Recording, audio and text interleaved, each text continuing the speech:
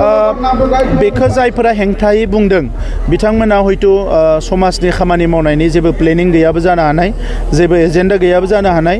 आं सानो जे भिजन डकुमेन्टनि हेंथायै बुंनायनि खुनु जुक्ति गैया, बेवहाय खुनु लजिक गैया।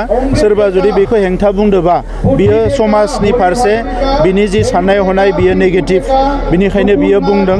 मानोना बे भिजन डकुमेन्टआ मोनसे हारिखौ फैबाय थानाय समाव जौगानायनि थाखाय, दावगालांनायनि थाखाय माखासे लामाखौ बेवहाय होनाय दङ आरो बे हारिफ्रा रावबो आन्दायनांगौ जानाय नङा, गावबा गावनि खामानिफोरखौ मावलांबाय थानो हागोन।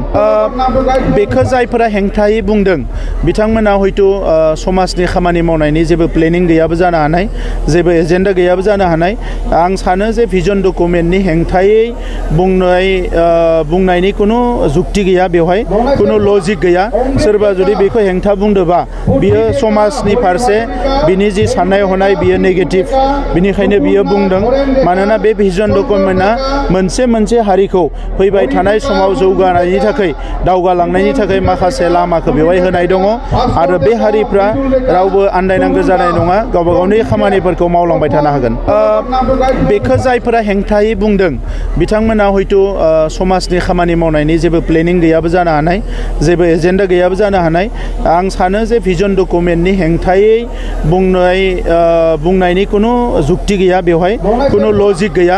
सोरबा जुदि बेखौ हेंथा बुंदोंबा बियो समाजनि फारसे बिनि जि साननाय हनाय बियो नेगेटिभ, बिनिखायनो बियो बुंदों। मानोना बे भिजन डकुमेन्टआ मोनसे हारिखौ फैबाय थानाय समाव जौगानायनि थाखाय, दावगालांनायनि थाखाय माखासे लामाखौ बेवहाय होनाय दङ आरो बे हारिफ्रा रावबो आन्दायनांगौ जानाय नङा, गावबा गावनि खामानिफोरखौ मावलांबाय थानो हागोन। बेखौ जायफोरा हेंथायै बुंदों बिथांमोना हयथ' समाजनि खामानि मावनायनि जेबो प्लेनिं गैयाबो जानो हानाय, जेबो एजेन्डा गैयाबो जानो हानाय। आं सानो जे भिजन डकुमेन्टनि हेंथायै बुंनायनि खुनु जुक्ति गैया, बेवहाय खुनु लजिक गैया। सोरबा जुदि बेखौ हेंथा बुंदोंबा बियो समाजनि फारसे बिनि जि साननाय हनाय बियो नेगेटिभ, बिनिखायनो बियो बुंदों। मानोना बे भिजन डकुमेन्टआ मोनसे हारिखौ फैबाय थानाय समाव जौगानायनि थाखाय, दावगालांनायनि थाखाय माखासे लामाखौ बेवहाय होनाय दङ आरो बे हारिफ्रा रावबो आन्दायनांगौ जानाय नङा, गावबा गावनि खामानिफोरखौ मावलांबाय थानो हागोन।